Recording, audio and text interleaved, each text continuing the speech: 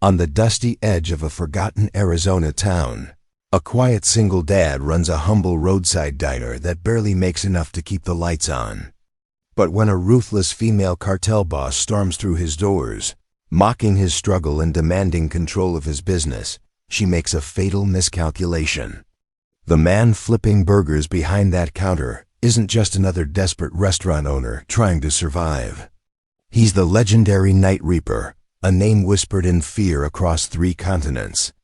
A ghost from an elite past that powerful people paid fortunes to forget, and his resistance won't be fought with violence or intimidation, but with something far more devastating: precision, patience, and a strategic brilliance that turns her own empire against her.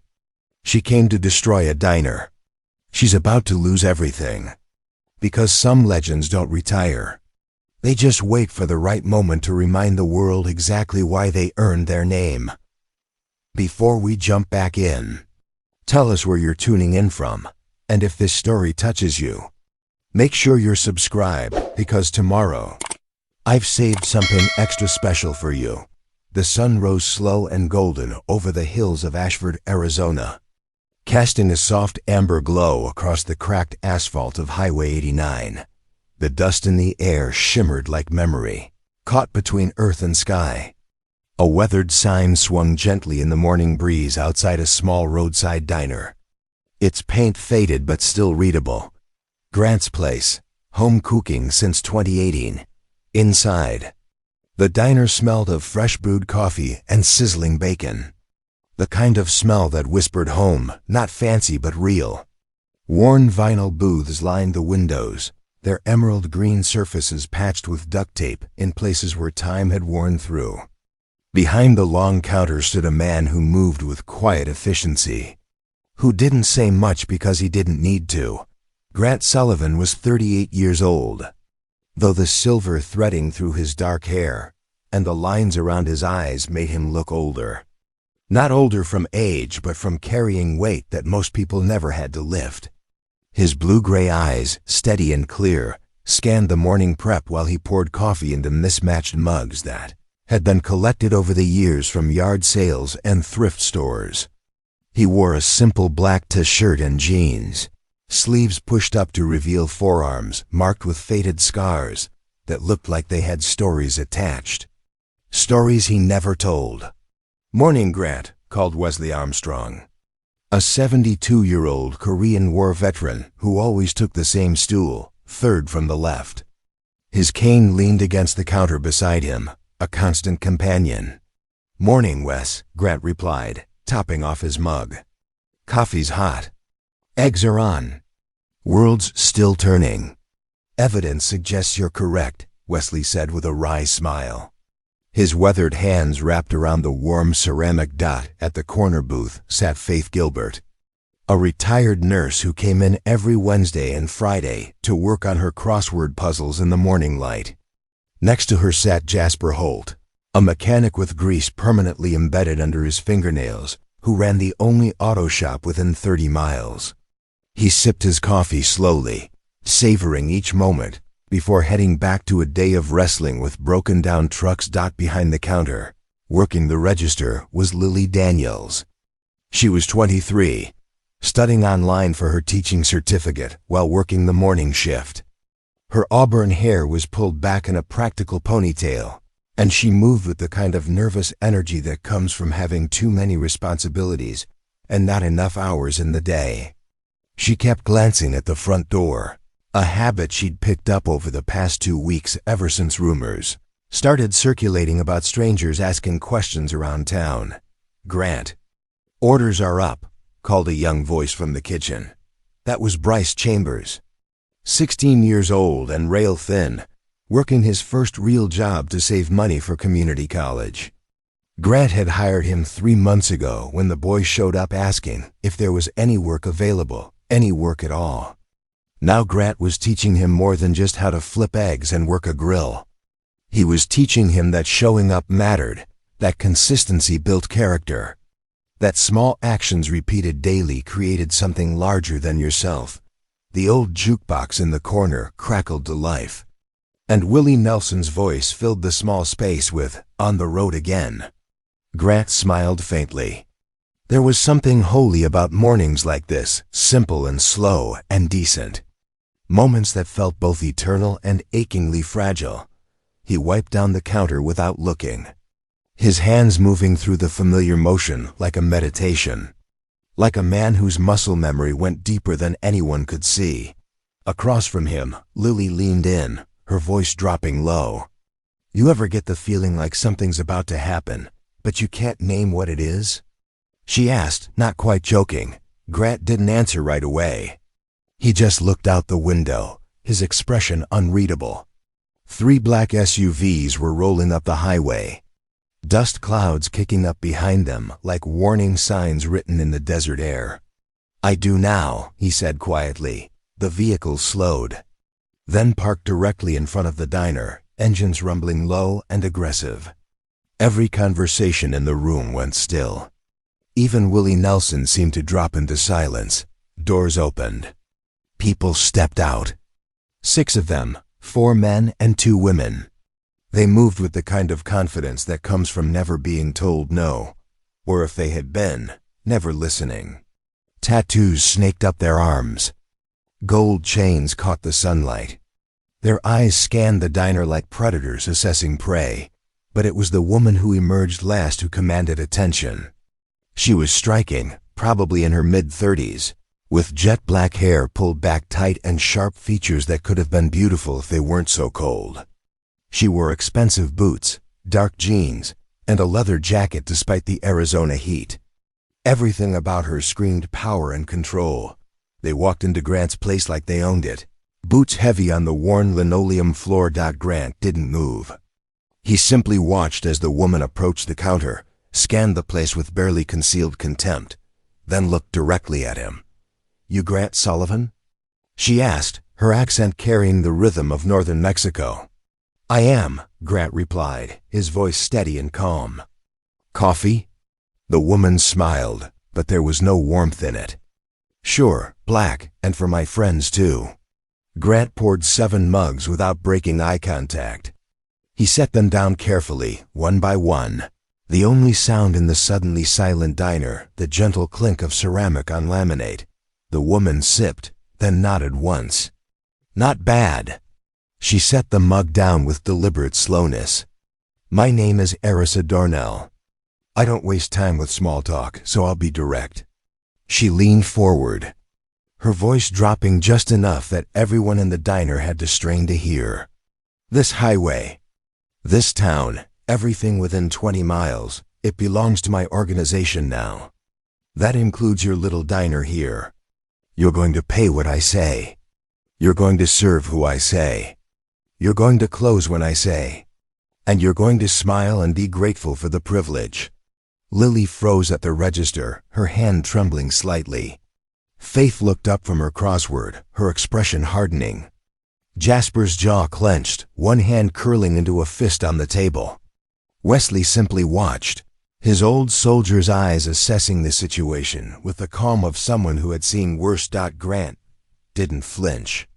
He met Erisa's stare with something that wasn't quite defiance and wasn't quite submission. It was something older, something harder to name. "I see," he said slowly. "You'll be wanting breakfast then." Erisa blinked, clearly not expecting that response. "I figure if you're planning on making threats all morning, you'll need something in your stomach," Grant continued, wiping the counter with the same steady rhythm. "We've got biscuits and gravy, eggs however you like them, bacon that's actually crispy. Might as well eat like people while you plan your takeover." Behind him, Bryce peeked out from the kitchen, eyes wide with fear. Grant gave him the slightest nod. "Stay calm. Don't react." Erisa stared at him for a long moment, her expression unreadable. Then she laughed, a sharp sound without humor. "You're either very brave or very stupid, old man," she said. "There's a thin line between the two," Grant replied, deadpan. "I walk it every morning at 5 a.m. when I start prep." One of Teresa's men, a broad-shouldered guy with a shaved head, chuckled despite himself. The tension cracked just slightly, like ice beginning to thaw. Erisa leaned back, still smiling that cold smile. "We'll be back tomorrow. Same time. And we'll expect to see some changes in your attitude." She drained her mug and set it down hard enough to make a point. Her crew followed suit, each placing their empty cups on the counter like soldiers following orders. They walked toward the door, boots echoing on the floor. Erisa paused at the threshold, looking back over her shoulder.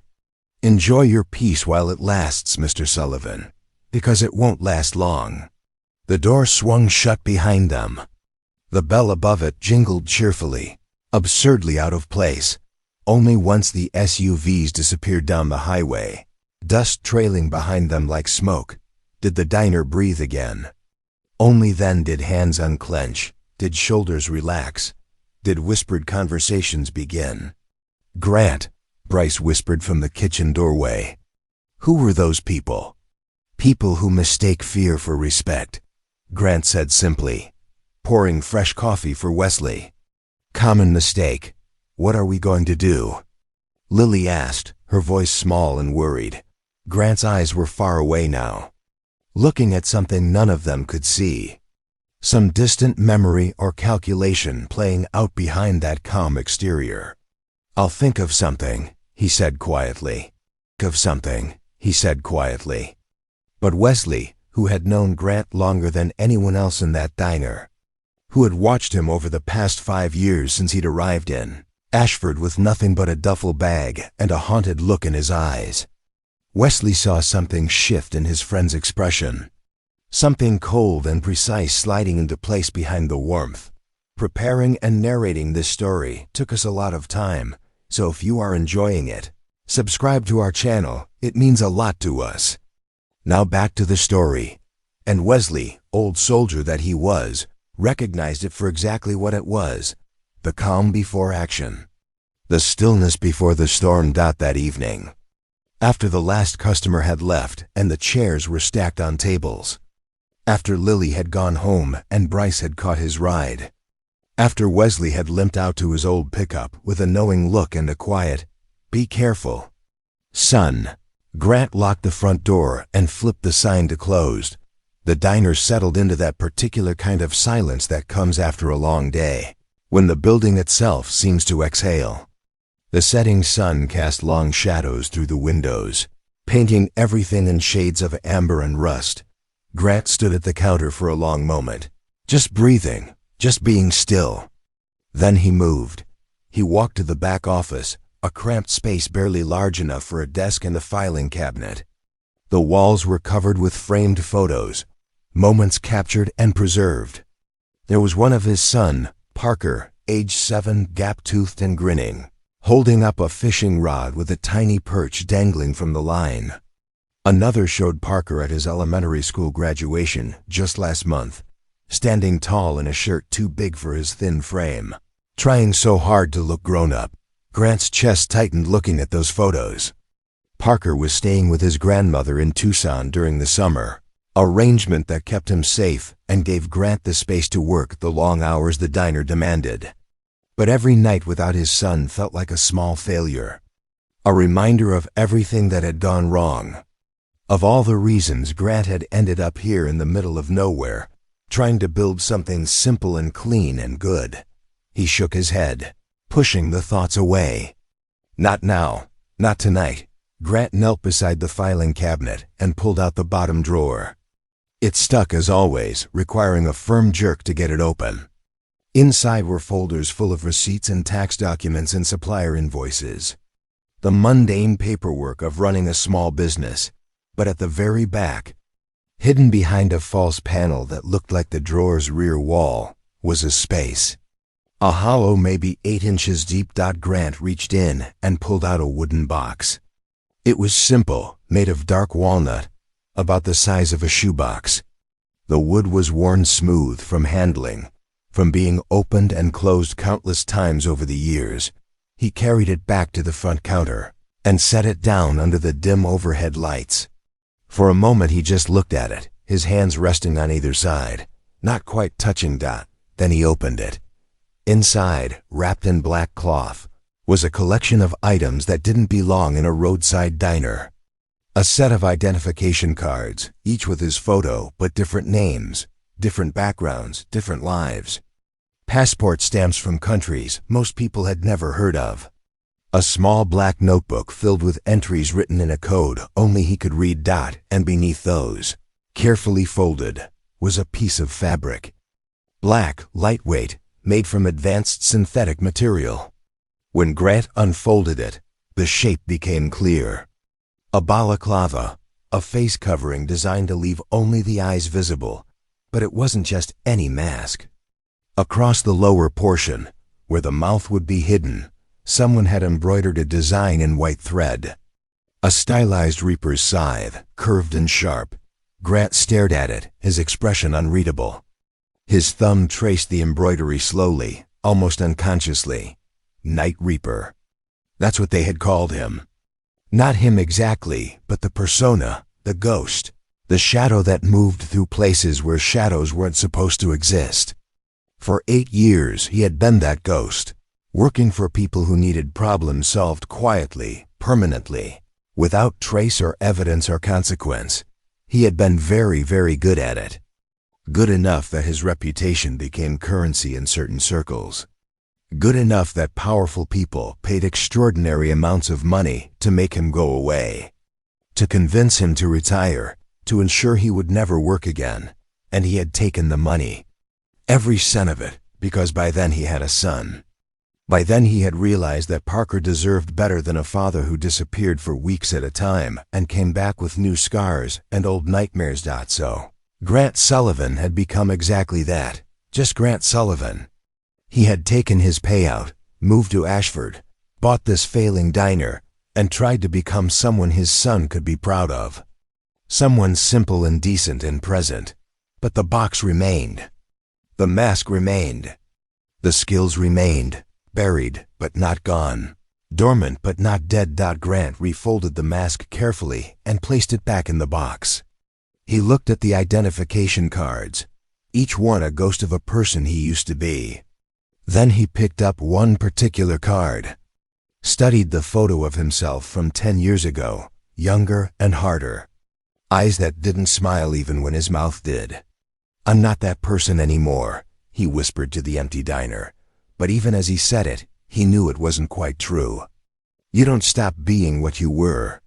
You just choose, every day, whether to let it define you. Grant closed the box, locked it, and returned it to its hiding place behind the false panel. He locked the office, turned off all but one light in the front, and stood at the window looking out at the desert night. Somewhere out there, Erisa Darnell was planning her next move. Somewhere out there, dangerous people were making calculations about how much pressure to apply, how quickly to crush this small resistance, how to make an example that would keep everyone else in line. They thought they knew what they were dealing with. A struggling single dad, a man barely keeping his business afloat, someone desperate and vulnerable and easily intimidated, thought they had no idea. And that, Grant knew, was going to be their biggest mistake. He pulled out his phone and typed a short text message to Wesley. "Tomorrow morning. Keep Parker in Tucson for a few more weeks. I'll explain later."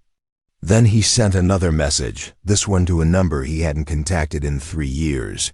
A number that probably wasn't even active anymore. "It's Sullivan. Need information. Erisa Darnell, Cartel Operations, Arizona Corridor. Whatever you have." He didn't expect a response. But 5 minutes later, his phone buzzed. A single word appeared. Confirmed. Grant allowed himself the smallest smile. The network still existed. The ghosts were still watching. He locked up the diner and walked to his truck, an old Ford that had seen better decades. The engine coughed to life, and he drove the 10 minutes to his small rental house on the edge of town. A 2-bedroom place with a porch that sagged, and a yard that was mostly dirt and determination. Inside, he made himself a simple dinner, chicken and rice, eating at the small kitchen table in silence. He washed his dishes, dried them, put them away. He checked the locks on the doors and windows, a habit he couldn't break no matter how many years passed. Then he sat on the couch in the dark living room and let himself think. Really think. About what was coming. About what choices he was going to have to make. About whether it was possible to protect what he'd built without becoming what he'd left behind. Outside, the Arizona night was vast and empty and full of stars. And somewhere in that darkness, gears were already turning, wheels set in motion, the careful machinery of information and strategy beginning to move. The Night Reaper might have retired. But Grant Sullivan was about to remember exactly why that name had once been whispered in fear. The next morning dawned too quiet. The usual sounds of the desert waking up. The birds and insects and distant highway traffic all seemed muted somehow. As if the world itself was holding its breath. Grant arrived at the diner at 4:30 in the morning, same as always. The pre-dawn darkness wrapped around everything like a blanket, and the only light came from the single bulb he kept. Burning over the back door dot, he moved through his routine with mechanical precision. Turned on the coffee maker. Started prep on the biscuit dough. Set bacon to cook on the flat-top grill. Every action familiar, every movement practiced thousands of times until it required no thought at all. But his mind was elsewhere. It was running through scenarios, calculating variables, assessing resources and weaknesses and potential moves in a game that most people didn't even know they were playing. At 5:15, his phone buzzed. A message from the number he'd contacted last night. This time it wasn't just a word. It was a file, encrypted, sent through channels that didn't officially exist. Grant downloaded it to a burner tablet he kept hidden in his truck. Then he sat in his office, door closed, and began to read. Arisa Dornell. Age 34. Born in Culiacan, Sinaloa. Daughter of a mid-level cartel enforcer who got ambitious and paid the price when she was 12. Raised by an aunt who ran protection rackets along the border. Smart, ruthless, patient. Started working the family business at 16. By 25, she'd carved out her own territory through a combination of strategic violence and careful alliance building. Unlike many of her competitors, Arisa didn't rely purely on intimidation. She understood economics, supply chains, leverage points. She identified corridors that larger cartels ignored, smaller highways and back roads that could be exploited without drawing attention from the major players or federal authorities. Highway 89 through Ashford was one of those corridors. Remote enough to avoid scrutiny, trafficked enough to be profitable. She'd been slowly buying up property along the route, putting pressure on business owners, building infrastructure for moving product north and money south. The file included photos. Arisa at various locations, always surrounded by her crew. One photo showed her outside what looked like a warehouse, checking her phone while bodies were loaded into a van behind her. Another showed her at an upscale restaurant in Phoenix, laughing with men in expensive suits who were almost certainly corrupt officials, but it was the financial information that told the real story. Shell companies, offshore accounts, networks of legitimate businesses that laundered money from the illegal operations. It was sophisticated, layered, designed to be untraceable, except nothing was truly untraceable. Not if you knew where to look. Not if you had the skills to follow the threads back to their source. Grant studied the information for 40 minutes, committing key details to memory. Names, locations, patterns.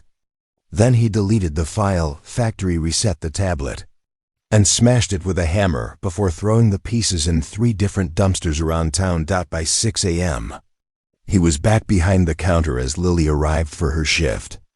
She looked tired, dark circles under her eyes suggesting she hadn't slept well. "Morning," she said quietly. "Morning," Grant replied, pouring her a coffee without asking. "You okay?" She nodded, not convincingly. "Just worried about yesterday." "About those people." "They're bullies," Grant said simply. Bullies rely on fear. Once you see through that, they're just people making bad choices. But what if they come back? What if they hurt someone? Grant met her eyes, his expression serious but calm. I won't let that happen. I promise you. There was something in the way he said it, some absolute certainty in his voice, that made Lily believe him. She nodded, taking a sip of her coffee, and began setting up for the morning rush. Wesley arrived at 7, taking his usual stool. Jasper came in 10 minutes later. Faith showed up with her crossword book. Slowly, carefully, the diner filled with its regulars, people who had nowhere else to go, who needed this small pocket of normalcy in their lives. And then, right at 8 o'clock, the black SUVs returned. 3 of them, just like yesterday. They parked in the exact same positions, engines rumbling. Everyone in the diner went silent. Coffee cups paused halfway to lips. Conversations died mid-sentence. The doors opened. The same crew emerged.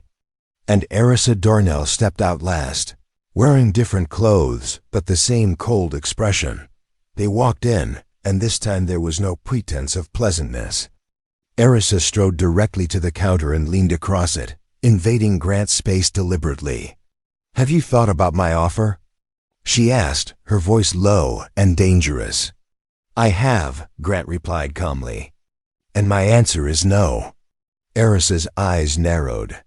You're making a mistake. Maybe, Grant said. But it's my mistake to make. One of her men, the broad-shouldered one from yesterday, stepped forward. Boss, you want me to teach him some manners? Arissa held up a hand, stopping him. She was still looking at Grant, studying him with new intensity. You know what I think? She said slowly.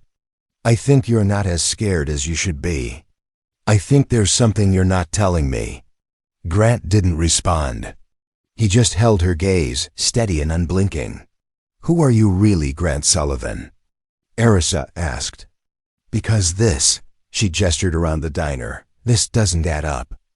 A man running a failing diner in the middle of nowhere, refusing an offer from someone like me. That's either stupid or suicidal. Or maybe, Grant said quietly, I'm just someone who's tired of running. The words hung in the air between them. Arissa's expression shifted slightly, something like recognition flickering in her eyes. You ran from something, she said. Something bad enough that you ended up here. Grant didn't confirm or deny. He simply said, everyone's running from something. Arissa leaned back, a slow smile spreading across her face. Interesting. She turned to her crew. Boys, I think Mr. Sullivan needs some time to reconsider. Let's help him understand the situation better. The broad-shouldered man grabbed a salt shaker from the nearest table and threw it against the wall, where it shattered. Another man swept his arm across a booth, sending sugar dispensers and napkin holders crashing to the floor. Lily gasped. Bryce came running from the kitchen, but Grant barked, Stay back! Wesley started to stand, but Grant caught his eye and shook his head fractionally. Not now, not yet. The destruction was methodical, calculated. Not enough to really damage anything, just enough to make a point. Arissa watched it all with satisfaction, her arms crossed. Then she walked over to where Faith sat, frozen in her booth, crossword book clutched in trembling hands. You come here often? Arissa asked conversationally. Faith nodded, unable to speak. Well, that might not be safe anymore, Arissa said. You understand? Places like this, when they don't cooperate, bad things can happen. Accidents, fires, people getting hurt. She let the implication hang in the air. Then she turned back to Grant. 24 hours, she said. That's what you get. Tomorrow morning, I come back, and either you agree to my terms, or we escalate. And trust me, Mr. Sullivan, you don't want escalation. She snapped her fingers, and her crew followed her out. The SUVs roared to life and pulled away, leaving dust and threat and fear hanging in the morning air. For a long moment, nobody moved. Then Faith started crying quietly, her hands shaking. Jasper stood and began picking up the broken items. Lily rushed over to comfort Faith. Grant came out from behind the counter and knelt beside the older woman's booth. "Faith, look at me," he said gently. She met his eyes, tears streaming down her weathered cheeks. "You're safe here," Grant said. "I promise you. Whatever happens, you're safe." "How can you promise that?" She whispered. "Those people, they're dangerous." "I know," Grant said. "But so am I." It was said so quietly that only Faith heard it. But the absolute certainty in his voice, the cold precision in his eyes in that moment, made her believe him. The morning continued, but everything had changed. The easy warmth of Grant's place had been replaced with tension and fear. Customers who came in for their usual breakfast took one look at the atmosphere and left quickly. The lunch rush never materialized. By 2 o'clock, Grant closed early. He sent Lily and Bryce home with full pay and promises that everything would be okay.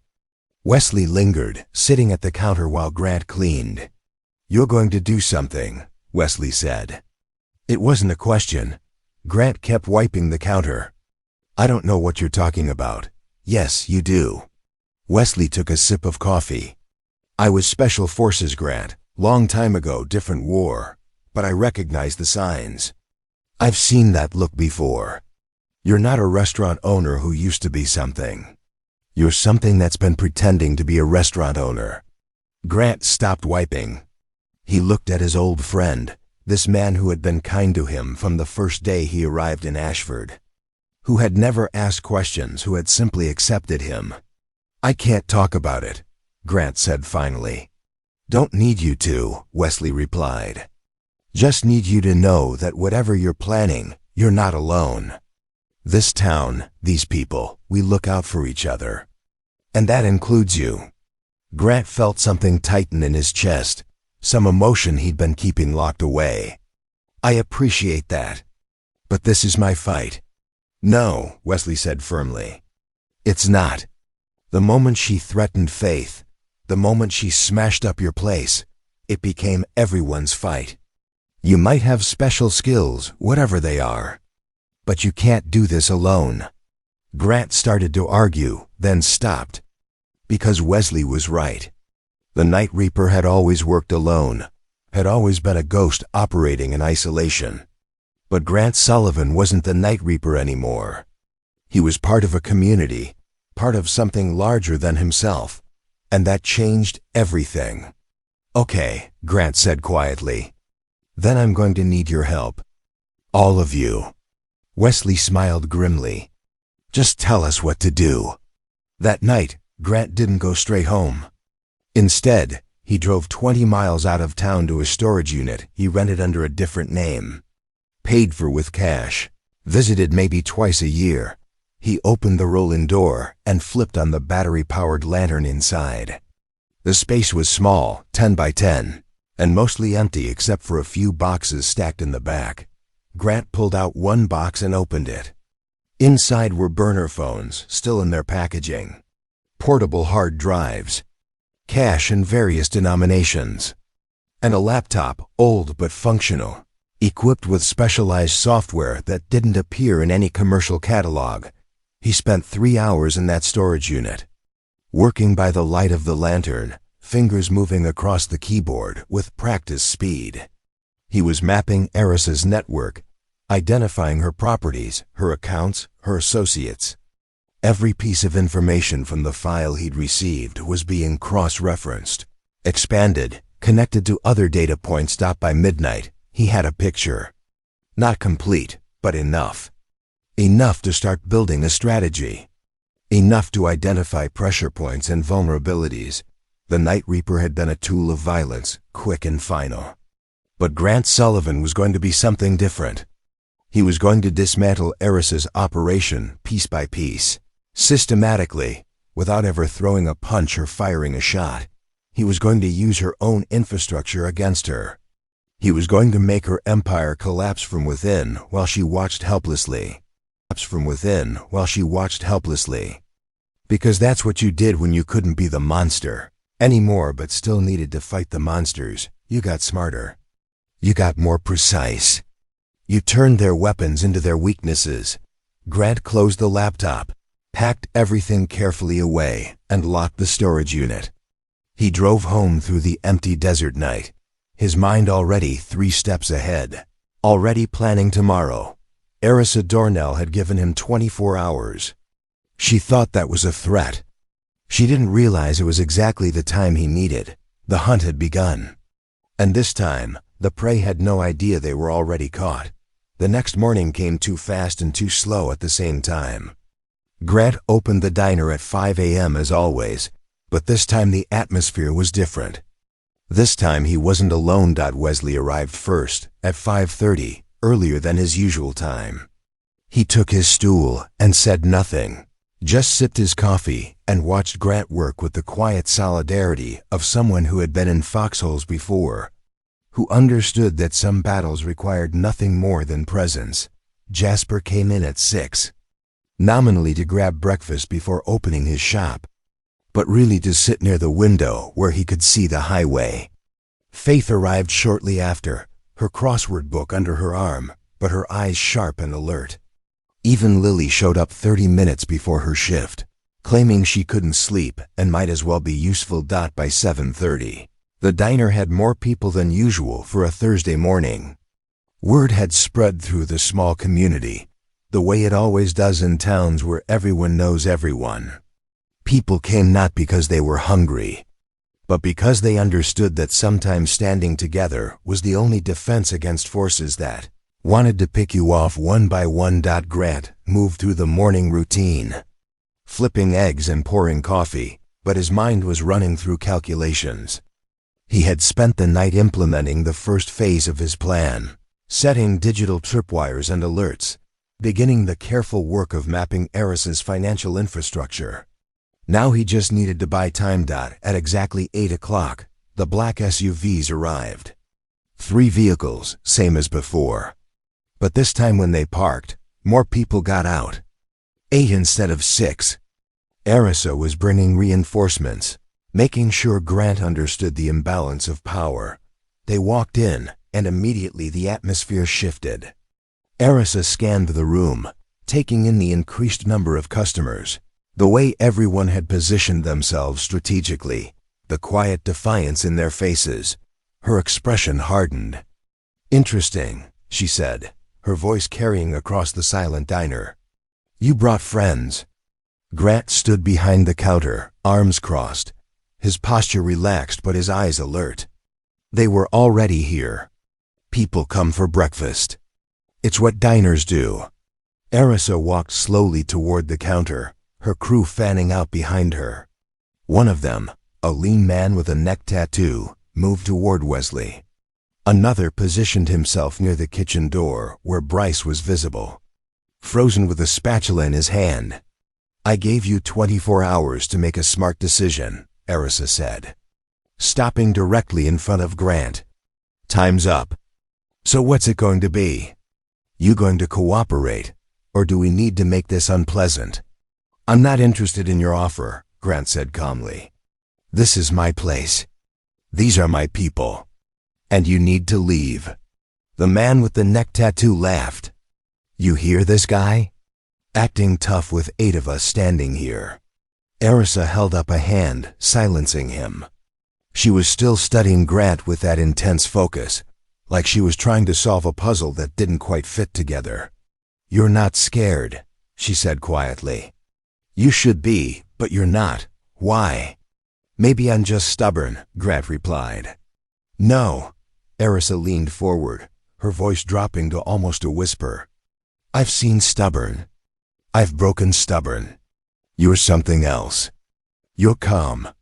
Like you know something I don't." Grant didn't respond, but something flickered in his eyes, just for a moment. And Erisa caught it. "You've done this before," she said, realization dawning. "Not this exactly, but something like it. You've faced down dangerous people before." "Lady, I've faced down health inspectors and IRS audits," Grant said. "Everyone's dangerous when they want to be." But Erisa wasn't buying it anymore. She pulled out her phone and tapped a few times, then held it up showing Grant a photo. It was grainy, taken from a distance, but it showed a man in tactical gear, face obscured by a black mask with a white design across the lower portion. A scythe. Grant's expression didn't change, but inside, alarms were going off. Where had she gotten that photo? That operation was supposed to be erased from every database, every record, every memory. "I've been asking around about you," Erisa said softly. "Making calls to people who know people. And a funny thing happened. Your name kept coming up connected to another name.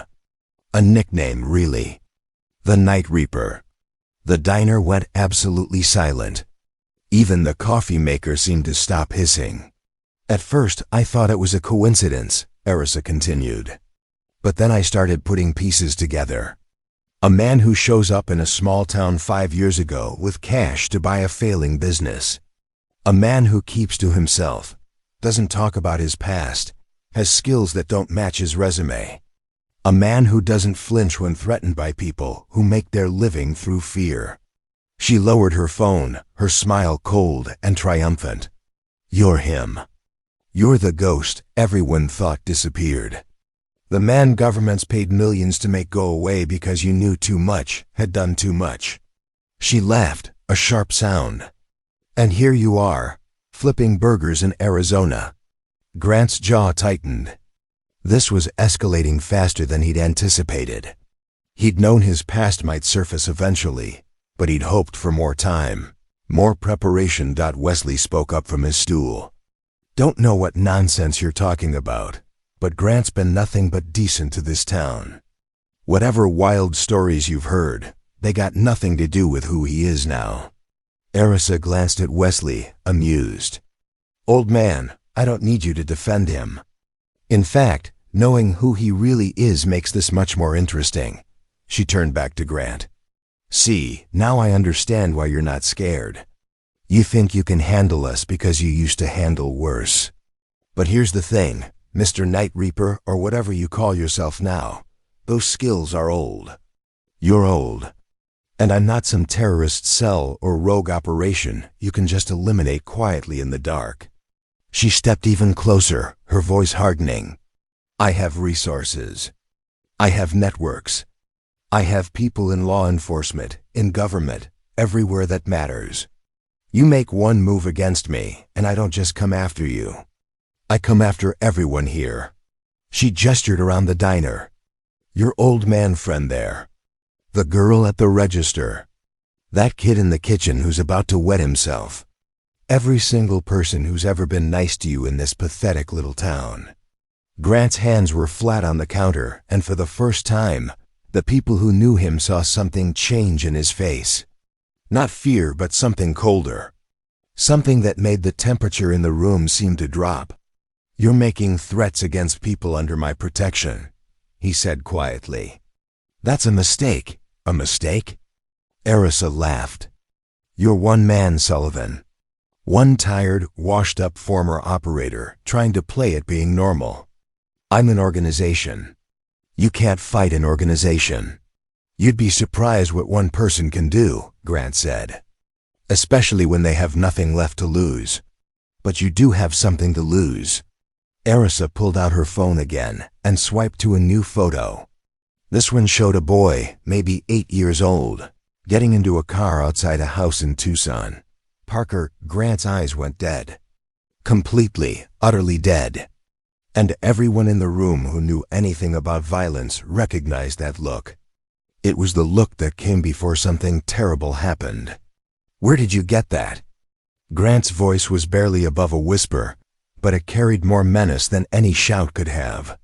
"I told you, I have resources," Erisa said. "Your son, Parker, right? Staying with his grandmother while Daddy works hard at his little diner. Such a sweet setup. Would be a shame if something happened to disrupt that." Wesley stood up from his stool, his cane gripped tight. Jasper moved toward the counter. Faith's hands were shaking, but she was reaching into her purse. Even Lily, scared as she was, positioned herself between the kitchen and Erisa's men. The community was moving. Instinctively, to stand with Grant, but Grant held up one hand, stopping them. "Everyone sit down," he said quietly. "This doesn't involve you." "The hell it doesn't," Wesley growled. "Sit down." Grant's voice carried command now, the voice of someone who had led operations in places where hesitation meant death. Wesley, old soldier that he was, recognized the tone and reluctantly sat. Grant turned his full attention to Erisa. "You just crossed a line you can't uncross. Is that right?" Erisa smirked. "What are you going to do about it? You lay one hand on me, on any of my people, and my organization comes down on this entire town like a hammer. Your son becomes an orphan. These people," she gestured around, "they lose everything. That's the reality, Sullivan. You're trapped." "No," Grant said softly. "You are." Something in the way he said it made Erisa's confidence waver, just slightly. "What's that supposed to mean?" Grant pulled out his phone and set it on the counter, screen facing up. "While you were busy trying to intimidate me and finding that old photo, I was busy too. See, the thing about being the Night Reaper wasn't just about being good at what I did. It was about being thorough. About understanding systems, networks, vulnerabilities. Systems, networks, vulnerabilities." He tapped his phone once. 3 hours ago, I sent a very detailed file to 5 different federal agencies. ATF, DIA, FBI, FinCEN, and ICE. That file contains complete financial records of your operation. Every shell company, every offshore account, every property purchase, every single transaction you've made in the last 6 years. Erisa's face went pale. "You're bluffing, am I?" Grant swiped his phone, showing her a screen. It displayed confirmation receipts, case numbers, agent contact information. I also sent copies to 3 investigative journalists who specialize in cartel operations. And I uploaded encrypted versions to several secure servers with dead man switches. If anything happens to me, to my son, to anyone in this town, those files go public. Fully public. Every name, every transaction, every corrupt official you've ever paid off.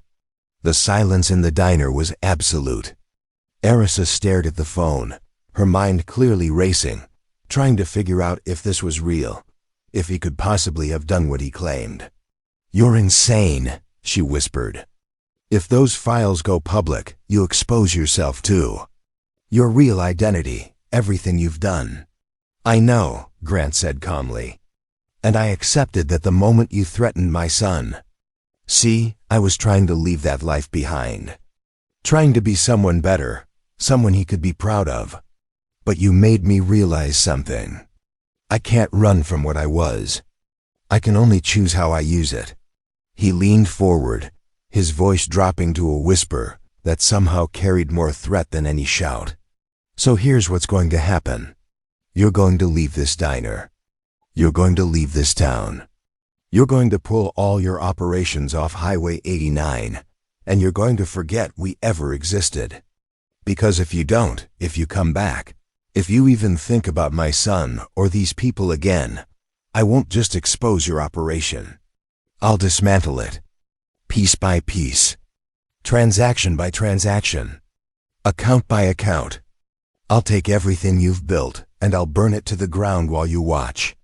Erisa's hands were trembling now, with rage or fear or both. "You think federal agencies will protect you? You think anyone cares about one diner in the middle of nowhere?" "No," Grant said. "But they care about taking down a major cartel operation. They care about arrests and headlines and political wins. You're about to become very valuable to them.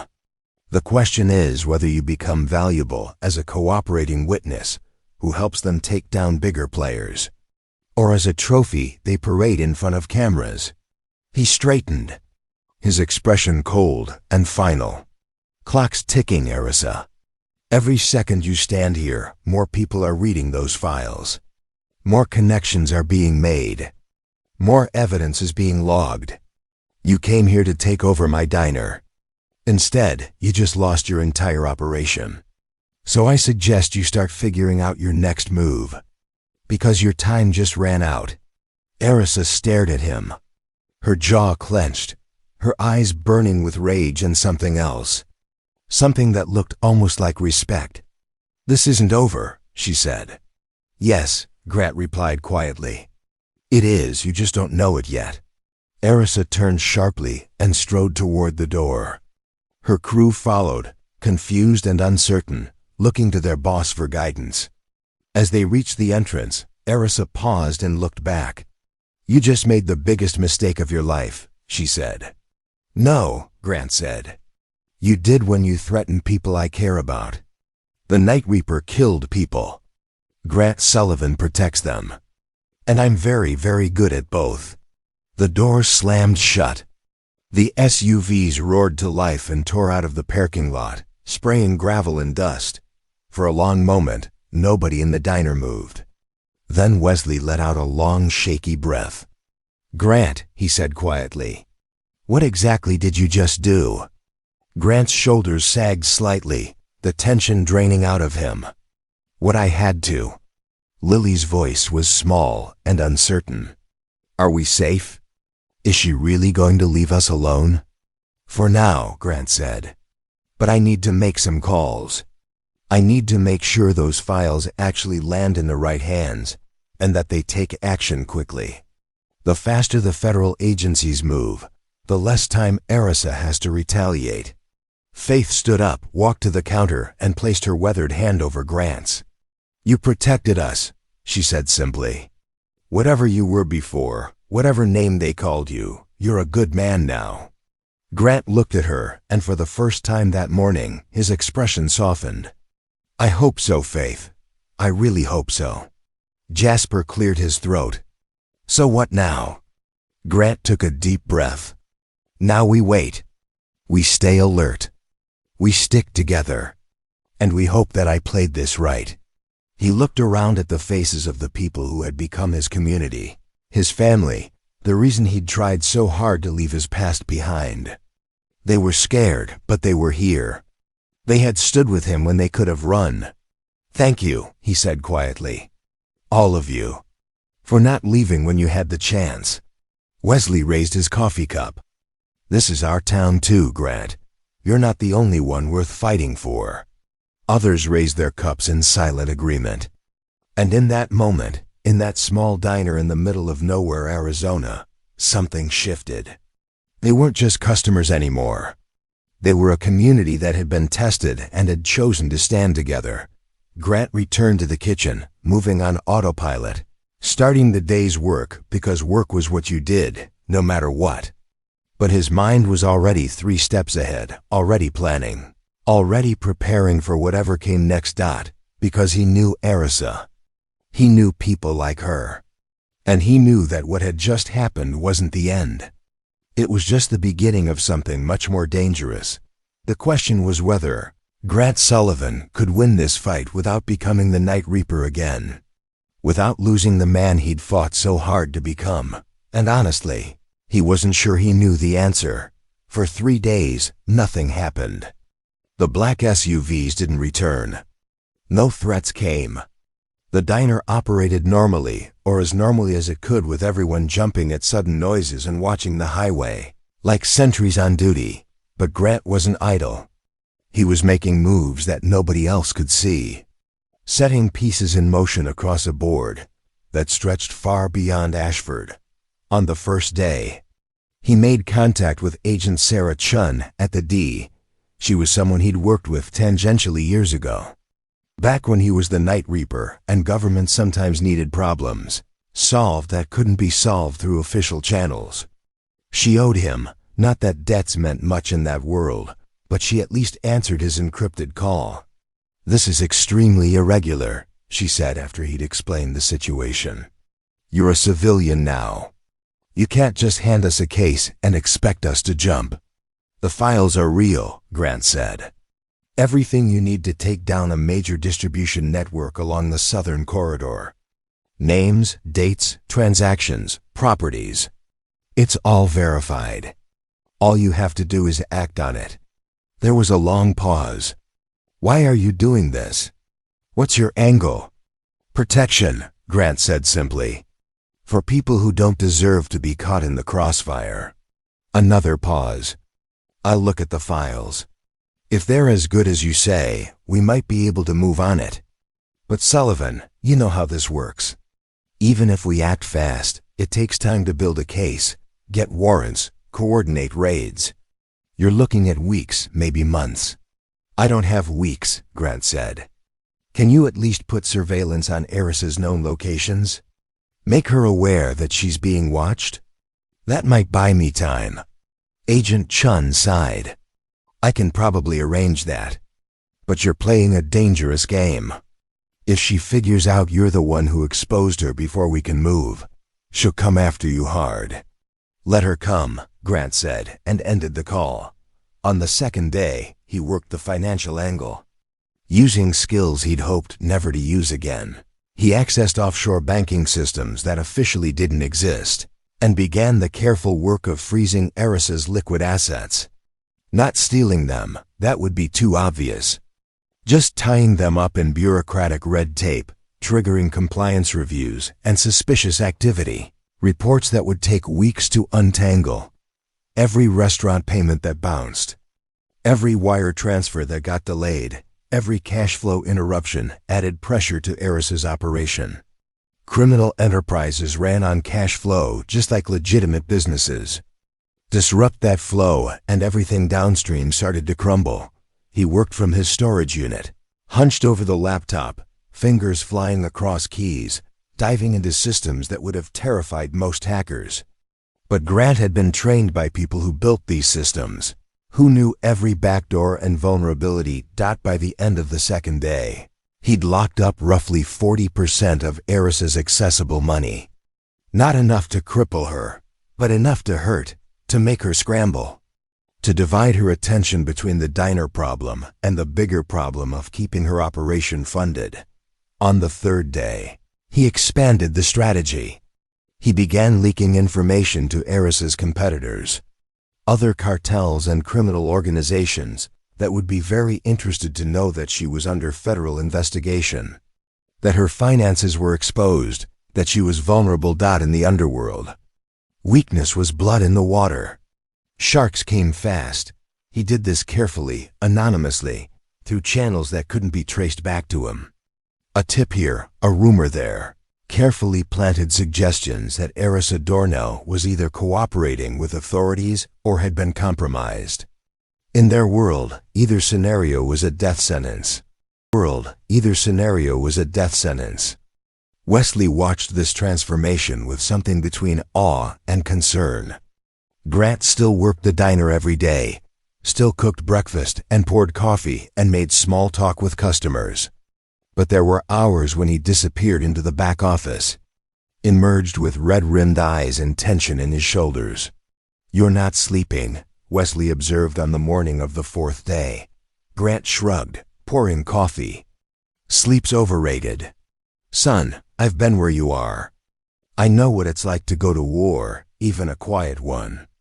It eats at you. I'm fine, Wes." "No, you're not. You're slipping back into old patterns, old ways of thinking. And I'm worried that when this is over, if it ever is, you won't be able to find your way back to who you were trying to become." Grant stopped wiping the counter and looked at his friend. Really looked at him. What if who I was trying to become was never really possible? What if this, he gestured vaguely, was always temporary? "Don't say that," Wesley said firmly. "You're not defined by your worst moments or your most dangerous skills. You're defined by the choices you make when you don't have to make them. And you're choosing to protect people. That matters." Before Grant could respond, his phone buzzed. A message from an unknown number. "We need to talk. Come alone." 2 p.m., Old Water Tower on Route 12. It was unsigned, but Grant knew exactly who it was from. Erisa. He showed the message to Wesley, who frowned. "It's a trap." "Probably," Grant agreed. "So you're not going?" "I have to. If she wants to talk, it means my strategy is working." She's feeling the pressure and wants to negotiate. Or she wants to put a bullet in your head. Grant smiled grimly. She could do that any time.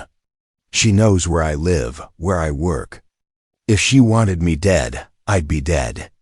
No, this is something else. Then let me come with you. Or Jasper, someone. She said alone.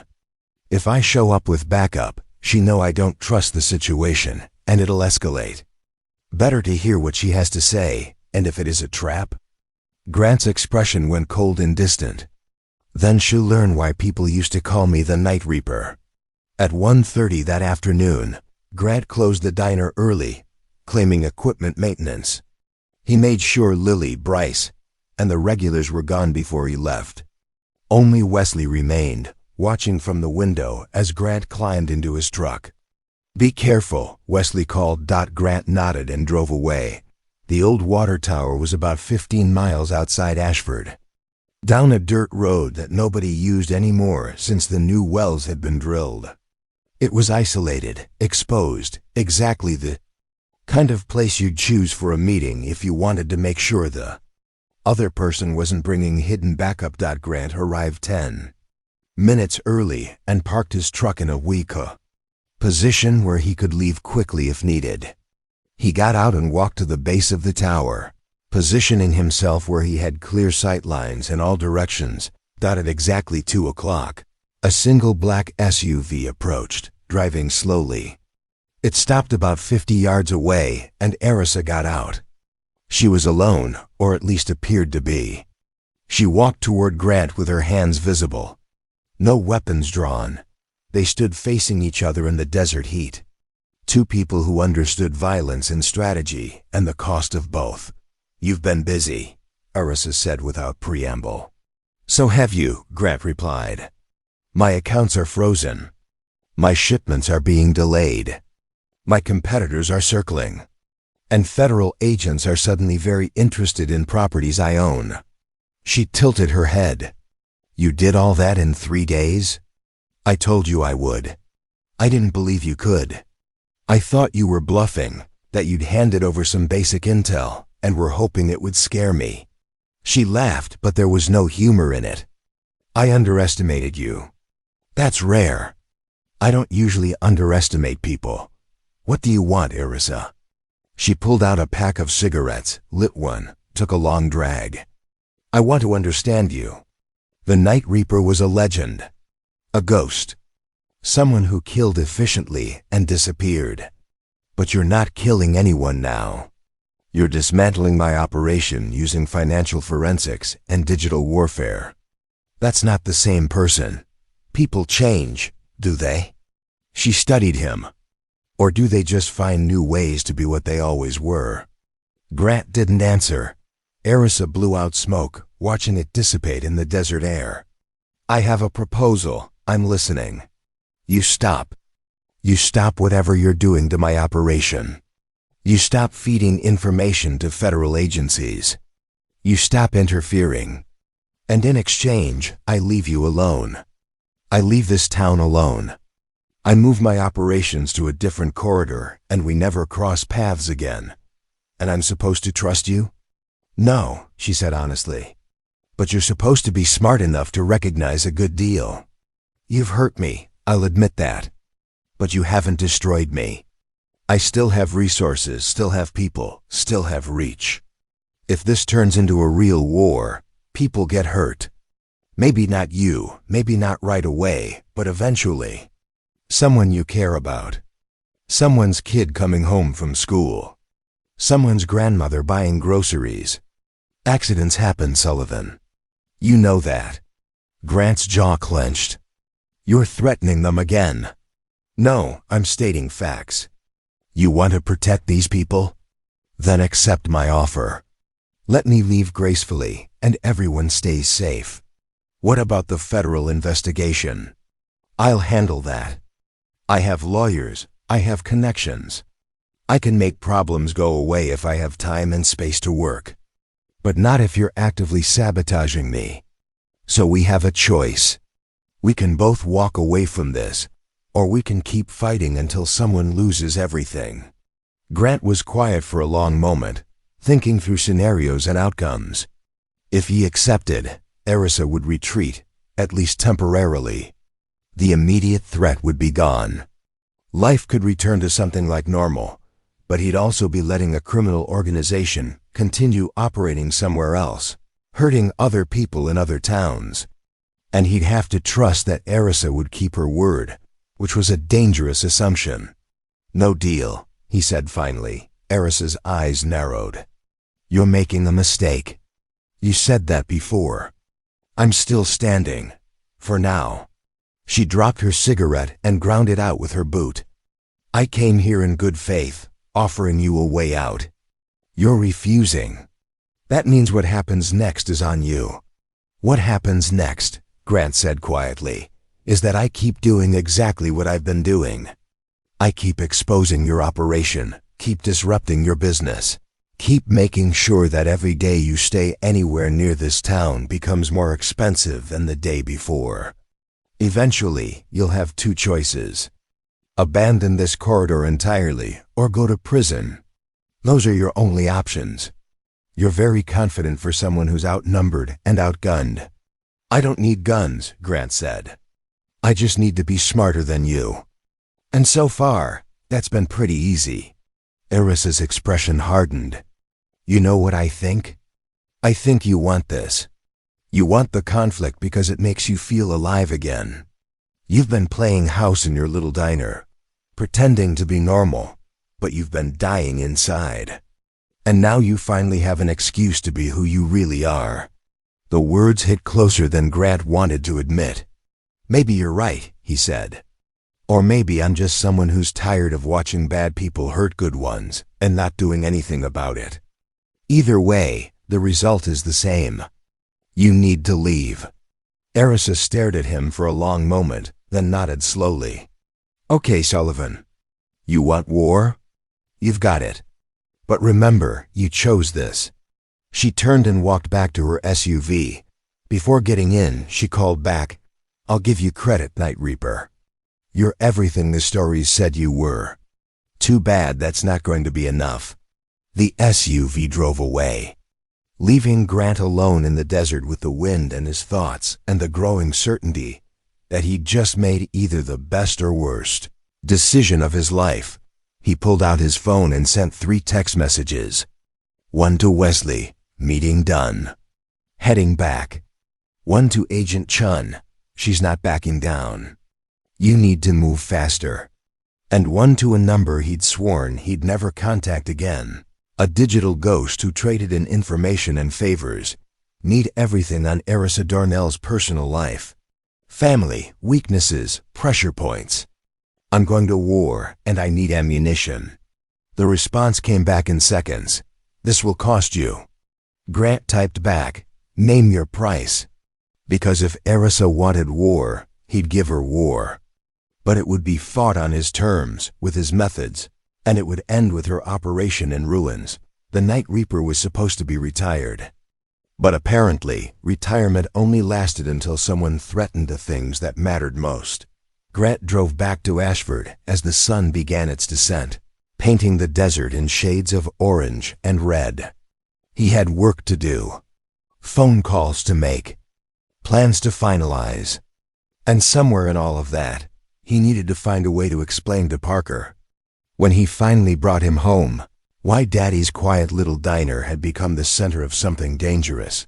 But that was a problem for another day. Today, he had a war to plan.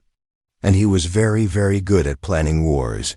5 days after the meeting at the water tower, everything came to a head. Grant had spent those days escalating his campaign against Erisa's operation. Every asset she tried to access got flagged. Every shipment she tried to move got mysteriously delayed at checkpoints. Every associate she tried to contact found themselves under increased scrutiny from local law enforcement. He was everywhere and nowhere, a ghost haunting her organization, dismantling it piece by piece. The digital information he'd received about her personal life had been comprehensive, and he'd used it ruthlessly. Her younger brother, trying to go legitimate with a restaurant in Tucson, suddenly faced health inspections and permit reviews. Her accountant found his own accounts frozen pending audit. Her lawyer got disbarred for unrelated ethical violations that Grant had quietly ensured became public knowledge. That it was surgical, methodical, devastating. And it was working. Eris's organization was hemorrhaging money and credibility. Other cartels were already moving into territories she could no longer defend, but Grant knew it couldn't last. Eventually, she'd have to make a move, take a desperate action. Lash out at the only target she could definitely reach, him. The attack came on a Tuesday morning. Grant arrived at the diner at his usual time. 4:30 a.m., the world still dark and quiet. He unlocked the back door and stepped inside, flipping on lights, starting the coffee maker, moving through his routine. He was at the prep counter, measuring flour for biscuits, when he heard it. A sound that didn't belong. The soft click of a door latch from somewhere in the dining area. He'd locked that front door himself, which meant someone had picked it. Grant's hand moved smoothly to the knife block, selecting the 8-inch chef's knife. Not his weapon of choice, not even close, but better than nothing. He moved silently toward the kitchen door, listening. There were at least 3 people in the dining room. Maybe more. He could hear their breathing, the subtle creak of boots on old linoleum, the whisper of fabric against fabric. Grant made a calculation. He could try to escape out the back, call for help, let law enforcement handle it. That would be the smart civilian thing to do. But if they'd come for him at the diner, they might also go for the people he cared about. Wesley in his home. Lily in her apartment. Faith in her little house on Oak Street. No. He had to end this here. Now. Grant pushed through the kitchen door fast and low, already moving before his eyes fully adjusted to the darkness of the dining room. He counted 4 shapes, 4 people spread out in standard tactical formation. They were professionals, or at least trained, but they were expecting the diner owner, not the night reaper. Grant moved like water, like shadow, using the layout of his own restaurant as a weapon. He slid between tables, used chairs as obstacles, kept moving so they couldn't get a clean shot or approach. The first man tried to grab him as he passed. Grant redirected the grip, used the man's own momentum to send him crashing into a booth.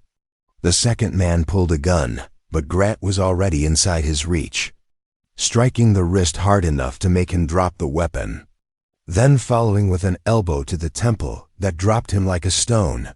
The third and fourth men were smarter. They spread out, tried to flank him. But Grant had spent 8 years staying alive in situations far worse than this. He grabbed a heavy cast-iron skillet from a wall decoration and threw it at the overhead light, plunging the room into deeper darkness. In the chaos and confusion, he moved, striking precisely at pressure points and joints, using minimal force to maximum effect. Not killing, not permanently injuring, just neutralizing threats. It was over in less than 2 minutes. 4 men down, groaning or unconscious, and Grant standing in the middle of his dark diner breathing hard but unhurt. Then the lights came on. Bright, sudden, blinding. Erisa stood at the light switch by the front door, flanked by 2 more men. And she had a gun pointed directly at Grant. "Impressive," she said. "The stories really didn't do you justice." Grant stood very still, his hands visible, the chef's knife on the floor where he'd dropped it after the last attacker went down. This was a test. Yes, I needed to see if the legend was real or just reputation built on old stories. She smiled. "It's real. You took down 4 trained fighters in the dark without killing any of them. That takes incredible skill and restraint. What do you want, Erisa? I want you to understand something." She gestured around the diner. "You've been dismantling my operation. You've been very clever about it, very thorough. But you made a mistake. You assumed I'd play by rules, that I'd stay in my lane, focus on business, not make things personal." Grant's expression hardened. "What did you do?" "Nothing yet." She pulled out her phone with her free hand and held it up. On the screen was a live video feed. It showed a small house, lights on inside. Through the window, Grant could see a woman, older, gray-haired, moving around a kitchen. And sitting at a table, doing homework, was a small figure. Parker, Grant's blood went cold. "If you hurt them, I won't," Erisa interrupted. "Not if you listen very carefully to what I'm about to say. See, I've realized something. You're too dangerous to fight directly. You're too skilled, too connected, too protected by the moves you've already made. So I'm not going to fight you. I'm going to give you a choice." She lowered her gun slightly, though it still remained pointed in his general direction. "Walk away," she said. "Stop everything you're doing. Stop the federal investigation. Stop freezing my assets. Stop interfering with my business. Do that, and your family stays safe. Your friends stay safe. This town stays safe, and if I don't, then I stop playing nice. Then people start dying. Not you, because that would be too quick, but people around you. Starting with the people in that house in Tucson." Grant looked at the screen, at his son sitting there doing math problems or spelling practice, completely unaware of the danger hovering just outside. His son, who believed his father was just a diner owner, who thought the most dangerous thing Daddy faced was burnt bacon and difficult customers. "You're asking me to choose between stopping you and protecting my son," Grant said quietly. "No. I'm telling you that you can't do both. You're one person. You can't be everywhere. You can't protect everyone. Eventually, you have to prioritize." Erisa's expression was cold, calculating. "So what's it going to be, Night Reaper? Your mission or your family?" Grant stood in his diner, surrounded by unconscious attackers, facing a woman pointing a gun at him, looking at a phone screen showing the only person in the world who truly mattered to him. And in that moment, he understood what Wesley had been trying to tell him. He'd been fighting this battle alone, keeping everyone at arm's length, trying to be both Grant Sullivan and the Night Reaper, trying to protect people while maintaining the distance that had always defined his professional life. But that wasn't working. That wasn't enough. He looked at Erisa and said something that clearly surprised her. "I choose both. That's not an option. It is now." Grant pulled out his own phone. "Because while you've been focused on me, while you've been sending people to attack my diner and surveillance to watch my family, I've been making new friends, or reconnecting with old ones." He tapped his phone once. Erisa's phone buzzed. She glanced at it, confusion crossing her face. The live video feed of Parker's house was still there. But now there was something else. Something new. People moving into position around the house. Not threatening, but securing, protecting. "Those are federal marshals," Grant said. "I called in every favor I had. My son and his grandmother are now under protective custody. They don't even know it yet, but as of 10 minutes ago, they're the safest two people in Arizona." Erisa's gun hand tensed. "You're bluffing. Call them. Tell your people watching the house to move in. See what happens." For a long moment, Erisa stared at him. Then she made a call, spoke rapidly in Spanish, listened to the response. Her expression darkened. "Federal agents just arrived at the location," her person on the other end reported. "They're securing the premises. Our surveillance is pulling back." Erisa lowered her phone, her jaw clenched. "Clever, but that only protects two people. What about everyone else? What about the old man, the girl at the register, all your regulars?" The diner door opened. Wesley walked in, followed by Jasper. Then Lily, then Faith, then a dozen other people from town, all of them awake at 5 in the morning, all of them standing together. "We heard there might be trouble," Wesley said calmly. "Figured you could use some company." Grant felt something tighten in his chest. His community, his people, standing with him even when it put them at risk. "You can't threaten all of us," Wesley continued, addressing Erisa directly. You can't hurt an entire town without making noise, without drawing attention. And attention is the last thing you want right now, given how many federal agencies are already investigating you. Erisa looked around at all the faces, at the people who had chosen to stand together rather than hide. Her tactical advantage was evaporating. She was outnumbered, exposed, recorded by multiple phones that were certainly capturing this entire interaction. This isn't over, she said. But her voice lacked its earlier certainty. Yes, it is, Grant said firmly. Because here's what's going to happen next. You're going to leave. You're going to pull all your operations out of this corridor. And you're going to disappear before the federal indictments come down. Because they're coming, Erisa. Probably within the week. Agent Chun didn't just review my files, she acted on them. Right now, as we're standing here, operations are being executed against your organization in 4 different states. Erisa's eyes widened. You're lying. His eyes widened. You're lying. Grant's phone buzzed. He glanced at it, then turned the screen so she could see. A news alert. Major drug trafficking organization disrupted in multi-state operation. That's you, Grant said quietly. That's your empire collapsing in real time. So you have 2 choices now. You can waste time trying to hurt me, trying to salvage your pride, or you can run. You can disappear while you still can, before they track you down. Erisa stood frozen, her mind visibly racing through options and finding none of them good. Finally, she lowered her gun completely. You win, she said, the words bitter. This time you win. No, Grant replied. We win. He gestured around the room. Because I didn't do this alone. And that's the difference between you and me. You built an empire on fear and control. I built a family on trust and community. Your empire can be destroyed.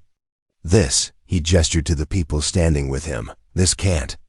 Erisa looked at him one last time, something almost like respect in her eyes. Then she turned to her men. Let's go. They gathered their injured associates and moved toward the door. At the threshold, Erisa paused. The Night Reaper was feared, she said. But Grant Sullivan? He might be something more dangerous. A man with nothing to lose who found something worth protecting. That's the most dangerous kind of opponent there is. Remember that, Grant said. If you ever think about coming back. She nodded once, then left.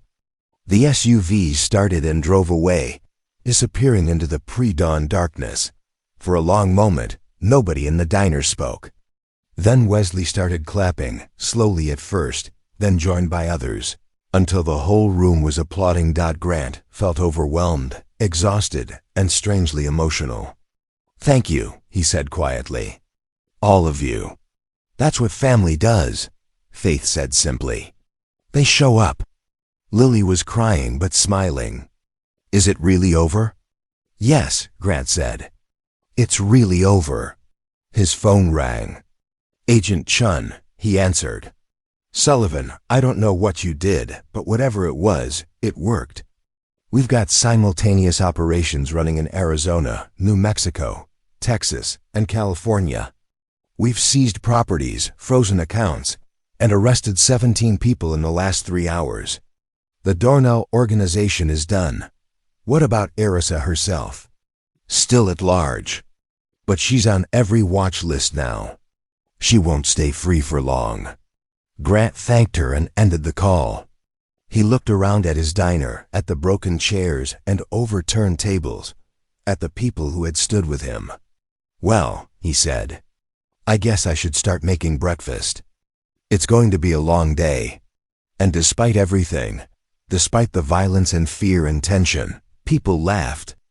Because that's what you did after surviving something terrible. You laughed and you made breakfast, and you reminded yourself what you were fighting for in the first place. The sun was rising over Ashford, casting golden light through the diner windows. And for the first time in weeks, Grant Sullivan felt like he could finally breathe. The war was over. And somehow, impossibly, they had 1.2 weeks after the confrontation. Life in Ashford began to settle into something resembling normalcy. The black SUVs never returned. News reports confirmed that Arisa Dornell had been arrested attempting to cross into Mexico. Captured by federal agents who had been tracking her movements since the night she left Grant's diner, the investigation revealed the full extent of her operation. And Grant's information had been instrumental in dismantling a network that had operated for nearly a decade. Agent Chun called personally to thank him, though she also warned him that his involvement would remain classified to protect his identity. Grant's place returned to its usual rhythm. The breakfast rush came and went. Wesley took his usual stool. Faith worked on her crosswords. Lily studied for her teaching exams during slow periods. And Bryce had grown more confident in the kitchen, no longer jumping at every sound. But something fundamental had changed. The customers who came in now looked at Grant differently. Not with fear, exactly, but with a kind of reverent respect. They knew he protected them, though most didn't know the full details of how or from what. On a quiet Thursday afternoon, a final black sedan pulled up to the diner. Grant tensed instinctively, then relaxed when he recognized the government plates. Agent Chun stepped out, accompanied by a man in expensive suit who looked like he'd never been within 50 miles of a place like this. They entered, and Grant poured coffee without being asked. "Mr. Sullivan," the man said formally. "I'm Deputy Director Morrison, FBI. I wanted to thank you personally for your assistance in the Dornell case." Grant nodded. "Just protecting my home. You did considerably more than that. Your intelligence led to 37 arrests, the seizure of over $50 million in assets, and the disruption of trafficking routes across 4 states. Morrison paused. "We'd like to offer you a consultant position. Your skills are clearly still sharp, and we could use someone with your particular expertise." Grant looked at the man, then at his diner, at Wesley watching from his stool, at the life he'd built. "I appreciate the offer," Grant said, "but I'm retired. Really retired this time. I've got a business to run and a son to raise. That's enough for me." Morrison studied him for a moment, then nodded. "I understand. But if you ever change your mind, the offer stands." After they left, Wesley approached the counter. "You turned them down." "Yeah. Why?"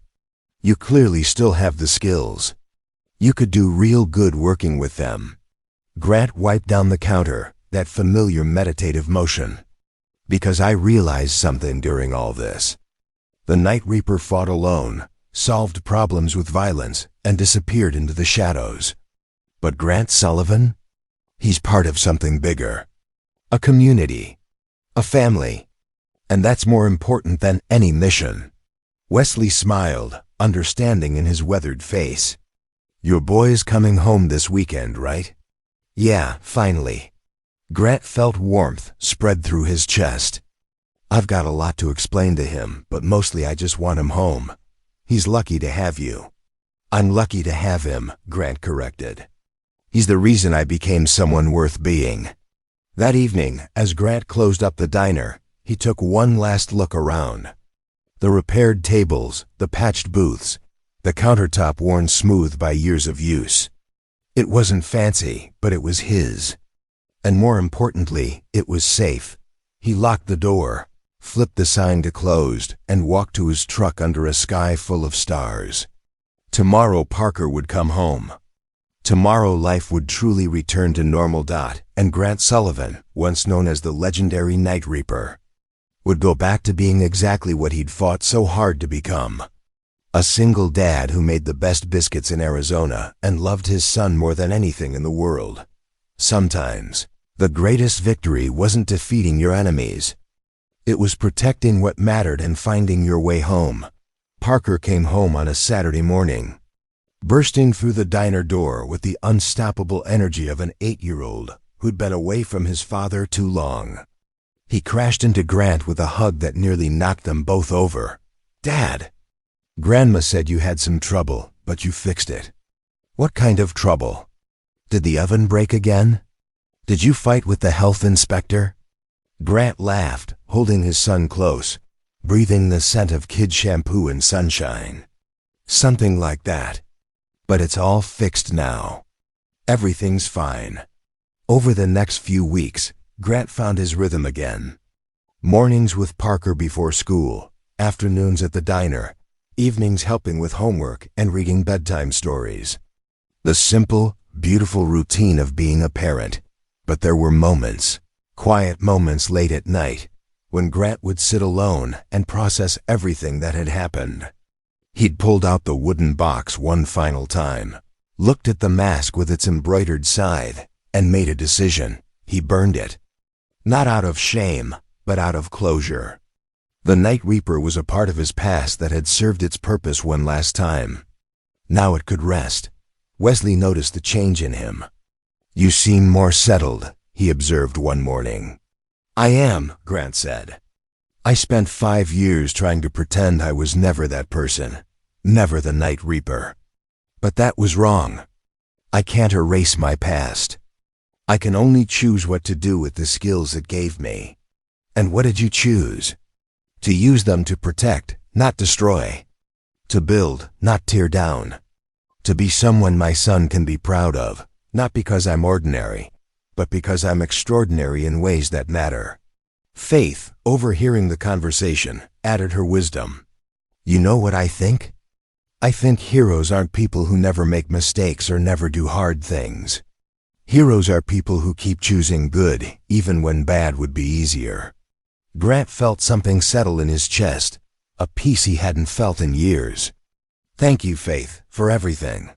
For standing with me when you didn't have to." "Oh, honey," she said gently. "We're family. That's what families do." The diner had become more than a business. It was a gathering place, a sanctuary. A reminder that community wasn't just about proximity, but about choosing to show up for each other. Lily graduated from her online teaching program and got a job at the local elementary school. But she kept working weekend shifts at the diner because, as she said, "Some places feel like home." Bryce saved enough money for community college and was planning to study culinary arts. "Because you showed me that cooking isn't just about food," he told Grant. "It's about taking care of people." One quiet evening, after Parker had gone to bed, Grant sat on his sagging porch and called Agent Chun. "How are you settling in?" She asked. "Good, really good, actually. No regrets about turning down our offer." "No regrets about turning down our offer." Grant watched the stars emerge in the darkening sky. "None. I did my time in that world. Now I'm doing something different. Something better. Well, if you ever need anything, you know how to reach me." After hanging up, Grant realized that for the first time since he could remember, he wasn't looking over his shoulder. Wasn't waiting for the next threat. Wasn't wondering when his past would catch up with him. He'd faced it down, integrated it into who he'd become, and emerged not as the Night Reaper or just Grant Sullivan, but as something more complete. A father, a community member, a protector who'd learned that sometimes the bravest thing you could do was stay and build rather than disappear into shadows. The healing wasn't dramatic or instant. It was slow and steady, like dough rising, like relationships deepening, like trust building one day at a time. And that, Grant realized, was exactly how it should be. A year later, Ashford had transformed in subtle but meaningful ways. Grant's place had become something of a local legend, not because of what happened there, but because of what it represented. Ordinary people standing together against extraordinary threats.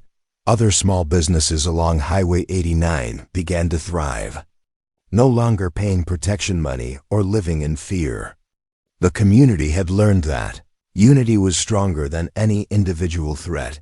Grant received a letter from a small town in New Mexico. Their community was facing similar pressure from criminal organizations, and they'd heard about what happened in Ashford. Could he offer guidance? He could, and did. Not by becoming the Night Reaper again, but by teaching them what he'd learned. Document everything. Build networks of support. Involve federal authorities early. Use legal and financial pressure rather than violence. Over the next several months, Grant quietly consulted with 5 different communities facing similar situations. He never left Ashford, never picked up a weapon, never did anything that would take him away from Parker or the diner. But his strategic mind, his understanding of criminal operations, and his hard-won wisdom helped others protect what mattered to them. Wesley watched this evolution with pride. "You've become a teacher," he observed. "I guess I have," Grant replied. Funny how life works out. Parker, now 9 years old, had grown more confident and thoughtful. He knew something had happened the previous year, something serious that his father didn't talk about in detail.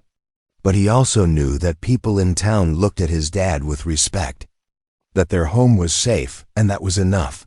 One evening, doing homework at the counter while Grant prepped for the next day, Parker asked, "Dad, were you ever a hero?" Grant paused, considering how to answer. "I don't know about hero, but I've tried to do good things when I could. Mr. Wesley says you saved the town. The town saved itself. I just helped a little." Parker thought about this, then returned to his math problems. But before Grant could go back to work, his son added, "I think you're a hero anyway, even if you just make really good pancakes." Grant felt his throat tighten. "Thanks, buddy. That means more than you know." The diner became a model, written about in small journals about community resilience and economic development. Researchers came to study how a small town had resisted organized crime without militarization or violence. Grant always deflected credit to the community, to Wesley's steady presence, to Faith's courage, to everyone who'd stood together. And late at night, when Grant tallied the day's receipts and locked up, he'd think about the path that had brought him here. From the Night Reaper, a ghost that governments paid to disappear, to Grant Sullivan, a single dad making breakfast in Arizona. It wasn't the life he'd planned, but it was the life he'd built, one choice at a time, one day at a time. And that made all the difference. 2 years after Eris's arrest, on a warm spring morning, Grant stood outside his diner watching Parker and his friends ride bikes in the empty parking lot before school. The sign above the door had been repainted, the parking lot repaved, the building itself showing signs of care and investment. Inside, Wesley sat at his usual stool. Older now, but still sharp, still present. Faith worked her crossword. Jasper argued good-naturedly with Lily about whether the breakfast burrito counted as a traditional diner food. Bryce, home from culinary school for the weekend, helped in the kitchen, his skills now far beyond what Grant had taught him. This was what winning looked like, Grant realized. Not dramatic, not glamorous. Just people living their lives without fear, building something together, showing up for each other day after ordinary day. A young woman entered, looking nervous and determined. "Are you Grant Sullivan?" she asked. "I am," he replied, pouring coffee. "What can I do for you?" "My name is Emily. I run a community center in a small town in Utah. We're facing pressure from people who want to take over our building, and I heard you might be able to help." Grant smiled gently. "Sit down. Have some breakfast. And let's talk about how communities protect themselves." As he sat with Emily, sharing strategies and lessons learned, Parker waved goodbye through the window, heading off to school with his friends. Safe, happy, loved. Wesley caught Grant's eye and raised his coffee cup in a silent toast. To survival, to community, to choosing every single day to be better than your worst moments. Grant Sullivan had been the Night Reaper once, a legend whispered in fear. But he'd become something more important. A father, a friend, a teacher. A protector who understood that real strength wasn't about what you could destroy, but what you could build and defend. The world might not be perfect, but here, in this small corner of Arizona, in a diner that served the best biscuits and the strongest coffee and the most genuine hospitality, it was a little bit safer, a little bit kinder, a little bit more worth fighting for. And sometimes that was enough. Sometimes that was everything. Before you go, we'd love to hear from you. Where are you watching from? And what part of Grant's story resonated with you the most? Have you ever had to stand up for something you believed in, even when it was scary? Your thoughts and experiences mean everything to this community. If you haven't already, please consider subscribing so you don't miss the next chapter of these inspiring journeys. Your support helps us keep sharing stories that remind us that ordinary people can do extraordinary things when they choose courage over comfort. From all of us here, thank you for spending your time with us today. We're honored to have you as part of our family. Remember, heroism isn't about being fearless.